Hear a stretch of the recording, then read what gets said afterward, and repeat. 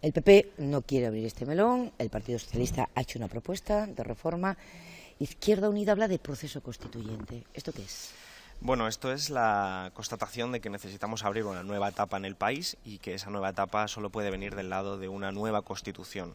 Hay que entender que se trata de elegir entre una disyuntiva que está recogida en nuestra Constitución, que es la reforma parcial a través del artículo 167, o la reforma total, la revisión total a partir de un proceso constituyente que permita que la ciudadanía tenga capacidad de participar en ese debate. La diferencia es, más o menos, para que los oyentes nos entiendan, la que existe entre una negociación entre élites de los partidos, como ocurrió en el artículo 135 entre Partido Popular y Partido Socialista, que en última instancia los partidos lo hacen la reforma y producen la reforma entre ellos en un debate muy limitado, o evidentemente la del proceso constituyente, que es hacer bajar ese debate a toda la sociedad para que haya unas elecciones constituyentes y para que durante un cierto tiempo toda la ciudadanía esté hablando de cuál es el nuevo marco de convivencia que queremos, sobre todo porque solo esta vía, la del proceso constituyente, permite modificar elementos estructurales. La Constitución del 78 es muy rígida y para cambiar elementos estructurales que no sean de maquillaje y cosmética requiere la 168. Hablamos de procedimiento, por tanto, no de contenido,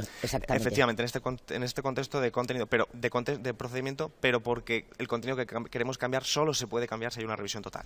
De manera que nosotros entendemos que no existirá, por desgracia, un proceso constituyente en el Estado español, porque debería ganar los compañeros y amigos de Izquierda Unida con mayoría absoluta, cosa que por desgracia no va a ocurrir. Danos tiempo. Y que el Partido Socialista y Partido Popular... Es evidente que la ciudadanía no estamos hablando en la calle de cuestiones burocráticas jurídicas, sí que estamos hablando de derechos sociales, estamos hablando evidentemente de los incumplimientos de la Constitución, incumplimientos claramente conocidos por toda la ciudadanía, incumplimientos de artículos bellísimos como el 128, que dice toda la riqueza del país debe estar subordinada al interés general, y que hoy parece más bien parte de los programas de Izquierda Unida o de partidos de izquierdas más que de la propia Constitución. Creo que incluso son ignorados. Ahora bien, para poder blindar estos derechos sociales, para poder hacer lo que nosotros proponemos de este blindaje de derechos sociales, es decir, de reconocer garantías positivas, de lo que en filosofía política se llama garantías positivas, es decir, que el derecho al trabajo sea un derecho exigible, que el derecho a la vivienda sea un derecho exigible, que el Estado tenga la obligación de garantizar ese tipo de servicios fundamentales.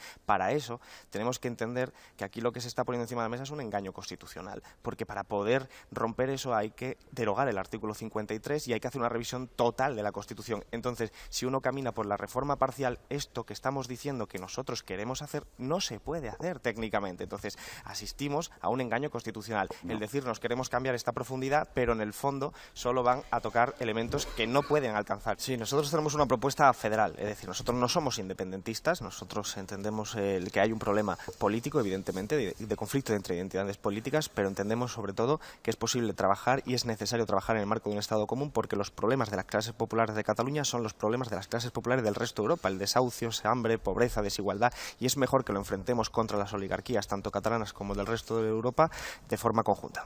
Garzón. Sí, yo creo que son dos cuestiones las que estás preguntando, Pepa. Una, la del déficit del 135, y la otra, la de la soberanía. Sobre la del artículo 135, nosotros votamos en contra en su momento y, por supuesto, estaríamos a favor de derogar la última modificación que hicieron PP y PSOE, que priorizaba los gastos, digamos, el pago de los intereses de la deuda sobre cualquier otro tipo de gasto.